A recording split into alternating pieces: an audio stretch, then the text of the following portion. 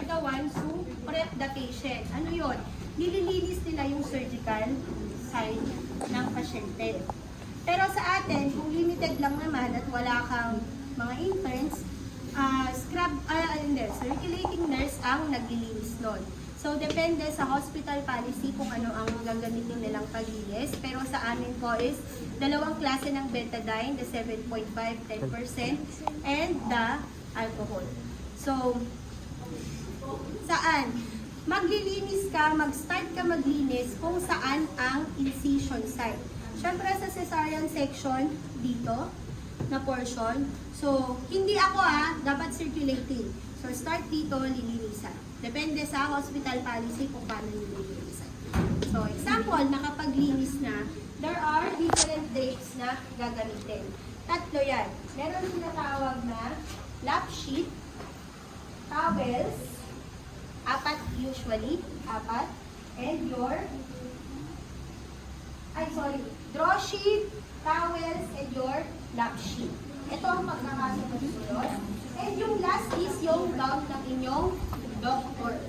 Mamaya, I will show you how to serve a gown to your physician. Okay? So, ganyan. Una, ang draw sheet. This is the draw sheet.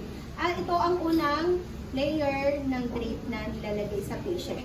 For example, sa tiyan, nilalagay ang ating draw sheet from dito pababa. Okay? Pag naman paa, example yung paa, diba ipe-prep yung paa dito sa ilalim. Okay? So, sino ang maghahawak nito? Yung sterile nurse. Okay? So, gaganan mo siya. Make sure na hindi siya. Minsan, kasama mo ang surgeon na mag-drape. Ibibigay mo sa kanya. Tapos, dalawa kayo. Huwag mong i-ano din. Ganyan. Ano mo ka? Yan. Kung sure ka na kung saan kung sure ka na dyan, hanggang dyan. Kasi, once na pinatong mo, hindi mo na siya pwede. Ay, wait lang yan, just diba? Bawal na kasi na-drop mo. So, ganyan na siya, as is. Actually, pag nag-OR, hindi dapat na-expose ang paa. Ma'am, paano pag kulang? Kumuha ka ulit ng drape. Drape pa ulit yung paa. Hindi dapat naka-expose. Okay, hindi mo sila pwede. Next, we get the towels. Diba? Ito ang ating area. So, if you serve the towel is folded like this. Automatic. But half, tapos meron pa siyang half ganyan. Ganyan. So, ang towels, ang nagpo-position sa kanya is the surgeon. Kasi siya ang magde-decide kung gaano kalaki yung field na i-expose mo. Okay? Siya. Kung isi-serve mo sa kanya, diba, ito siya ang surgeon mo. Nasa harap mo siya. Kung isi-serve mo sa kanya, ay dapat pala nag-ano. Mamaya na. Kung isi-serve mo sa kanya to, yung sa surgeon mo, ganyan, ibibigay mo sa kanya. Ibigay mo sa akin. Sample, ako yung surgeon, bibigay mo sa akin. Ganyan. Kasi ako ang magde-decide kung paano. Tapos itong folded part, yun yung ipapato. Okay? Example, ako ang surgeon. Decide na ako ganyan kalaki. Yung kaliwag. Dahil kunin mo nga yung towel. Ay, ako na. Si scrubber, syempre this is your field. You will get, ano to? Pa-code. Ano to? Ano nga? Towel clip. Pang-clip ng towel. Okay?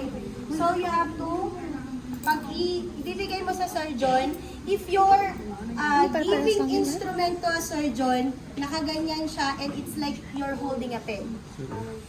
Kasi, kung ibibigay mo sa kanya, dapat functional position, ibig sabihin ready to use. Hindi na niya iikot-ikutin, hindi na niya aayos-ayusin. Ibigay mo sa kanya, pag kinuha niya, kukunin, ilalagay niya. Kaya hindi na niya iikot. Okay? Pag ipinilalagay kasi to, nakaganyan. Okay? Isa-secure mo.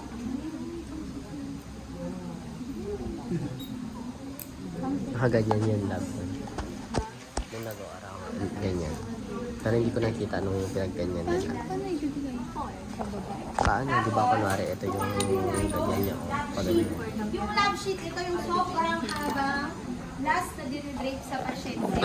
Meron niyang butas. Okay? May butas yan. Isushoot po yung butas kung nasaan ang may butas na side. Kung saan yung ooperahan niyo.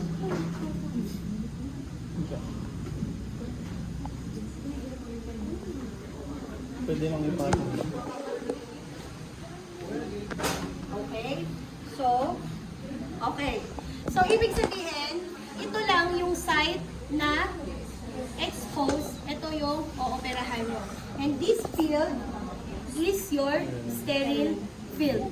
Okay? Ito kasi, usually yung anesthesiologist, trabaho na yan, pupunin niya to, and isa-secure niya para may ganyan.